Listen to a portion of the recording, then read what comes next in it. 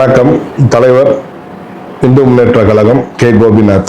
2026ஆம் ஆண்டு ஜனநாயக திருவிழாவான தமிழக சட்ட பேரவை தேர்தல் விரைவில் நடைபெற உள்ளது. அனைத்து இந்து மக்களும் தயவு செய்து விழிப்புணர்வுடன் இருக்க வேண்டும். அனைத்து சட்டமன்ற கேண்டிடேட்ஸ் எல்லாருமே வீடு தேடி ஓட்டுக்காக வருவாங்க.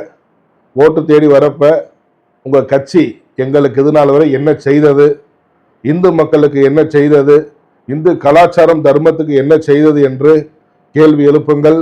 இந்த கட்சி அந்த கட்சி என்று தனிப்பட்ட முறையில் எந்த கட்சியும் நான் சாரவில்லை.